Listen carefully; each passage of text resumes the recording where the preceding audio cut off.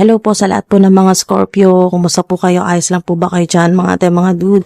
Sa lahat po ng mga Scorpio, bumabalik bago at mga cross-watchers, maraming salamat po sa patuloy po ninyong suporta. Sana rin po sa mga nakasuporta at pumuprotekta sa inyo, sumilip kasi yung card po ni Archangel Michael. So, si Saint Michael the Archangel ay lagi po nakaprotekta si Archangel Michael. Saint Michael the Archangel, mga dude sa mga Scorpio, meron po kayong settlement, agreement, wow, settlement, nakita ko dito yung party, celebrations, family gatherings, social gatherings, talagang merong makuklose na deal na napakalaki po, mga dude. O, yan po ay panalo sa kung ano man po yung transactions po ninyo, mga dude. At settlement din po yung kung kayo po ay sa ilan na maaring nasa isip mo or nasabi mo ito sa mga mahal mo sa buhay na once matapos yung lahat ng utang mo or loan mo, ano mang hinuhulugan mo, or matapos mo yung malaking problema, ay magpapaparty ka. Ayan po, meron kang nabanggit na ganyan na yung parang kahit maliit lang na salo-salo, ganyan po, celebration, ipagpapasalamat mo talaga. Yung parang magpapakain ka, magpapainom ka dahil nga sa settlement, yung meron kang matatapos, yung pag natapos yung napakalaki mong problema or nasolusyonan or natanggap mo yung malaking money refund, ayan po, malaking settlement. Pwedeng settlement po yan pwedeng malaking matatanggap na pera sa gobyerno, sa company, o refund. Malaking pera po yan mga dude. Next 48 hours, may solusyon na sa problema mo, may malaking perang darating, good karma mo yan, mga dude. Okay, malaki ang magiging resulta niyan sa buhay mo, mga dude. Nightlife. Lalo na po sa mga mahilig po sa mga luck-based activities, raffle draws, ganyan po, lottery, STL, casino, bingo, sweepstakes, po, horse betting. Yan po, sa mga nagbabakasakali, luck-based activities. Ito pong nightlife ay confirmation po. Ito sa unexpected po. Okay? Na hindi mo naasahan na pera. Okay? Na matatanggap mo. May family. Ayan po, family. Meron din po sa inyo na makakatanggap din po kayo ng tulong. May matatanggap po kayong malaking pera. Galing po sa family member or kamag-anak. Yan po.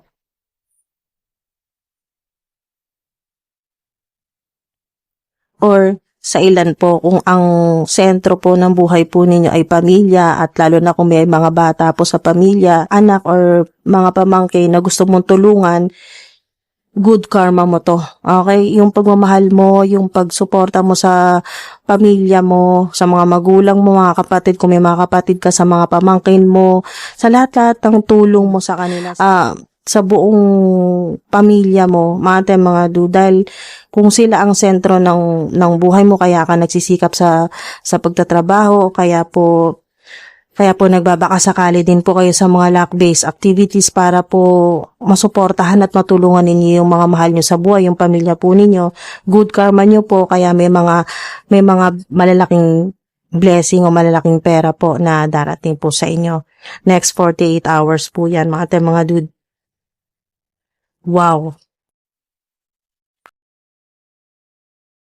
Next 48 hours para sa mga Scorpio.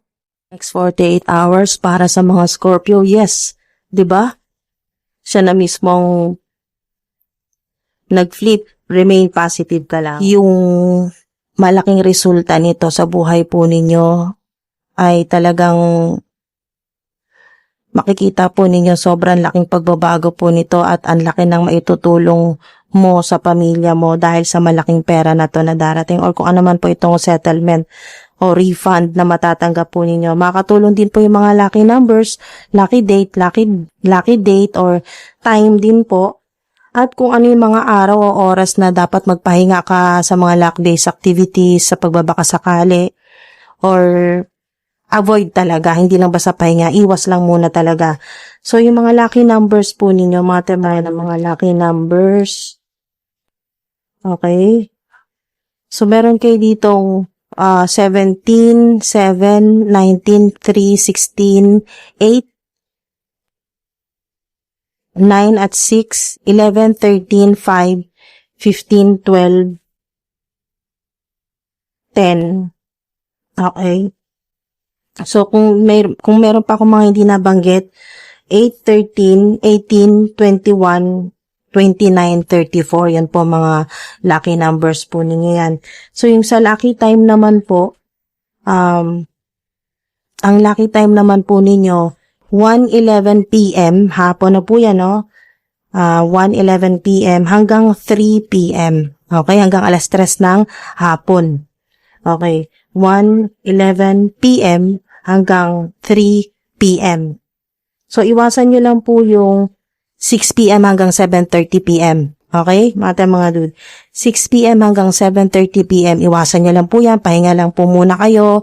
Lalo na yung mga major decisions o mga transactions or meron kayong mga kailangang i-close na deal or meeting, wag na po muna ng mga ganong oras.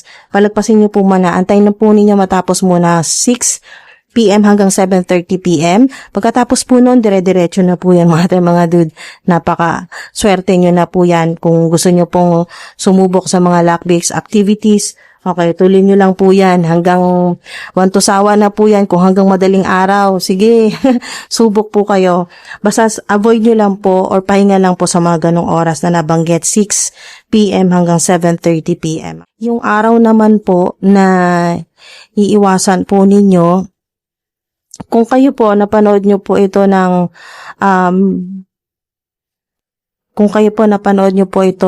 halimbawa po, ang date po ay, 14, yan po, napakaswerte po ninyo. Kung mapanood nyo po ito na kahit ano pong buwan, okay, kahit ano po, dahil timeless po ito, kung ano man po yung buwan, basta ang sa araw po kayo tumingin, okay, kung anong date po na napanood nyo po ito. So, kung kahit anong buwan mapanood nyo po ito, dahil timeless po ito, basta kung meron po kayong mga transactions o ano man po na malalaking desisyon, lalo na may kinalaman po sa money, sa career po ninyo, or mga luck-based activities, iwasan nyo po yung araw na, ang araw po ay, halimbawa po, 14. 1 plus 4 ay 5. Mga dude. So, iwasan nyo po yon. 1 plus 4 ay 5. So, yung 14, kung ano man pong buwan, iwasan nyo po yung date po na 14. Basta kung ano po yung 2 digits na kapag inad nyo po, ang single digit po ay 5. Okay? Iwasan nyo po yung araw na yon, kahit ano pong buwan. Halimbawa po, 23. Kasi ang 2 at 3, 2 plus 3 ay 5 din po, no? 2 plus 3. Pag ginawa nating single digit po ang date na 23, 5 din po yan. So, yung 5, iwasan nyo po. Basta yung pag po ginawa nyo single digit, ang date ay 5. Saktong araw po na 5. Okay, kahit ano pong buwan, iwasan nyo po yung date po na 5. Okay? Mga dude. So, wala pong kinalaman ito dun sa lucky numbers. Ang pinag-usapan po dito, okay, wala pong kinalaman sa mga lucky numbers na halimbawa po nabanggit po sa mga lucky numbers kanina, may 5. Okay po yun. Dun po yan sa lucky numbers. Pero yung sa date po na kailangang pahinga muna or avoid, iwasan, yung araw. Okay, yung araw po, date sa kalendaryo, halimbawa po 5 ng kahit anong buwan, ika-5 araw ay iwasan nyo po muna. Okay, lalo na po kung mga malalaki po yan na kailangan isettle o kailangan pong pirmahan, mga major decisions o kaya po pagbabaka sakali sa mga luck-based activities, ayan po, iwasan nyo po yung araw na 5. Okay? 5th day ng kahit anong buwan dahil timeless po ito. Basta paalala po sa inyo, remain positive. Talagang good karma mo ito. Talagang darating sa iyo tong malaking pera na to. At napakalaki na magiging resulta nito sa buhay mo. Malaking impact. Mga dude. positibong resulta ito, mga dude.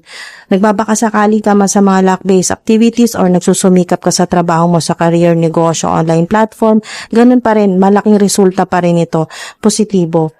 Dahil good karma mo ito, malaking pera po yan. At yes po yan, confirmation, mga dude, yes. So, yun po, sana may nakuha kayo dito na mapapakinabangan po ninyo. Skip, ignore, ayan po, i-rebuke po ninyo yung mga negative energy na nararamdaman po ninyo o fear-based energy. Ayan, fear-based thoughts, iwasan nyo po yan, i-rebuke nyo po, i-cancel o tanggalin, i-skip nyo po, itapon, huwag nyo pong intindihin. Basta focus po kayo sa mga high frequency po ng mga mensahe. Dude, maraming salamat po, ingat po, good luck po sa inyong mga luck-based activities.